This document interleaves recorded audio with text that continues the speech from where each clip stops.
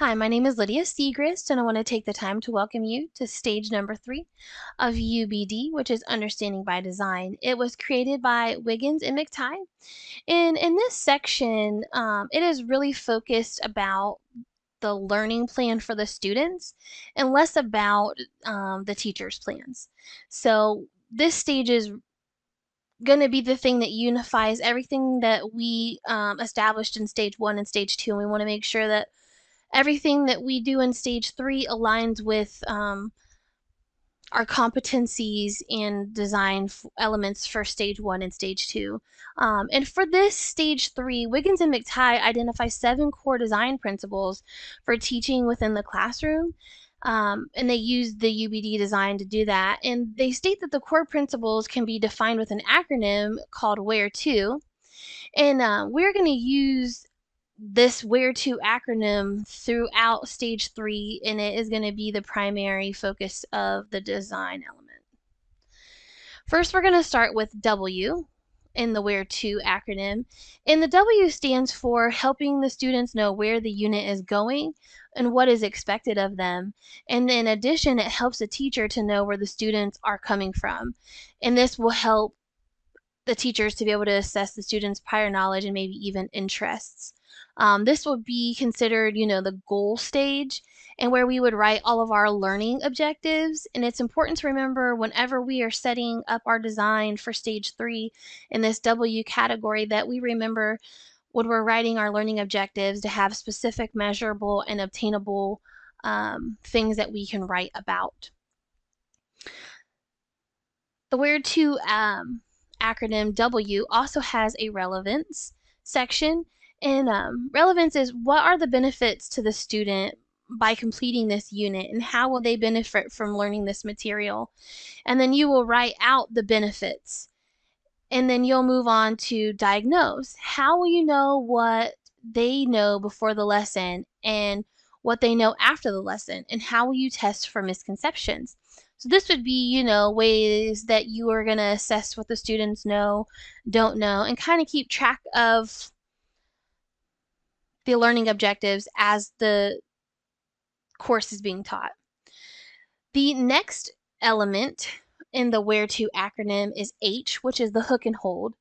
Hook is all about the students, and hold is all about their interests. So you want to think about that one key thing that's going to hook them in. A great example of this would be maybe starting off a physics class with a experiment, and maybe you don't give the students any directions, but it hooks them in so that you can take this broad concept and you'll be able to help the students break it down and to be able to analyze the processes. So you're going to want to think of that hold or that hook. So how you hook and hold the student's interest. And then we'll discuss in this section the technology. So how will technology be used in the unit to hook your students and to get them interested and engaged? It's really important that it's not just pen and paper, but we want to understand that technologies, especially in this day and age, are used for everything, especially as we're going through this pandemic.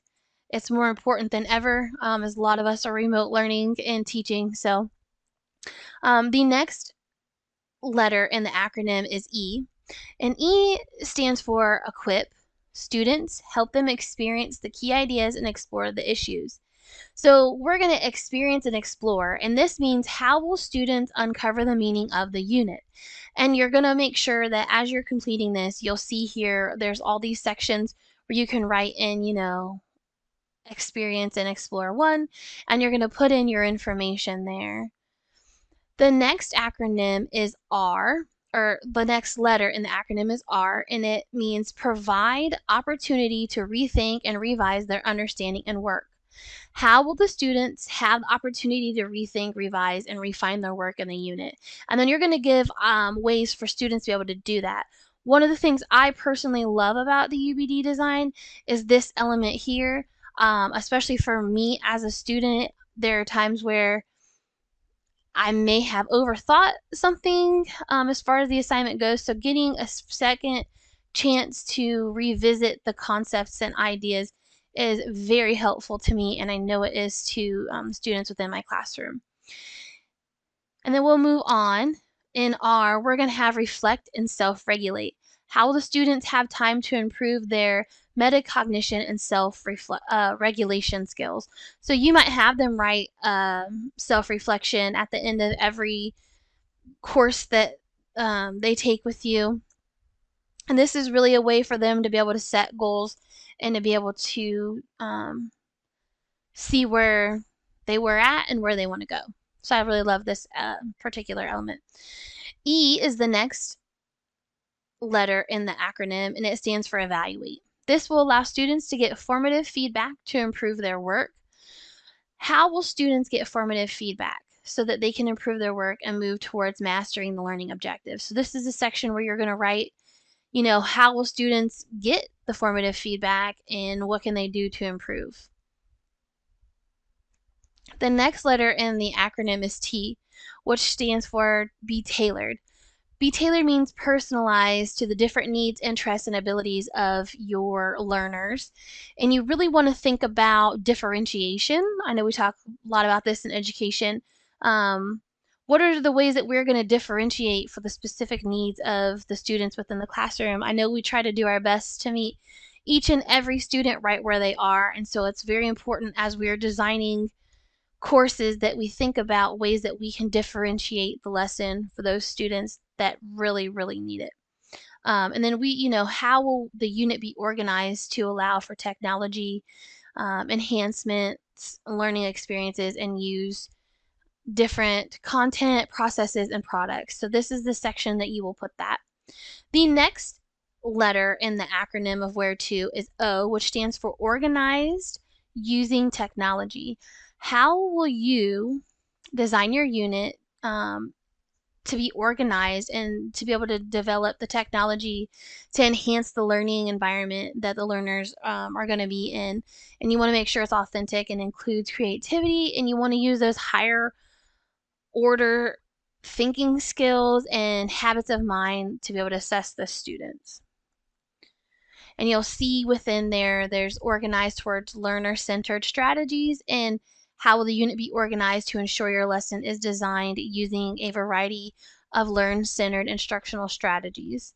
And then you'll see organized to be authentic. How will the unit be organized to engage your students in local and global interdisciplinary units in which the technology will help students assume professional roles, research real-world problems, collaborate? And this section really reminds me of a middle school course that I was able to help during my student teaching, where we taught students what it means to be digital citizens online. Something that they don't always know is once it's online, it's there forever, and not just people that from school can see it. It's a global thing. People can see from all over. So it's really important, this section here, to really get the students to see, the future. Next, we have organized to creativity, higher order skills, and mental habits of mind. How will your unit be organized to have a technology enhanced learning experience that emphasizes creativity, higher order thinking skills, and processes? And you'll write out that. And then that's followed by organized to assess students' learning. And how will your unit be organized to continually assess students' learning and technology literacy by applying a rich variety of formative and summative assessments? And then next we have organized to use technology to analyze data. How will your unit be organized to use technology tools and resources to systematically collect and analyze student achievement, data, results, and all the things that you want your unit to achieve? And then that is the end of stage 3.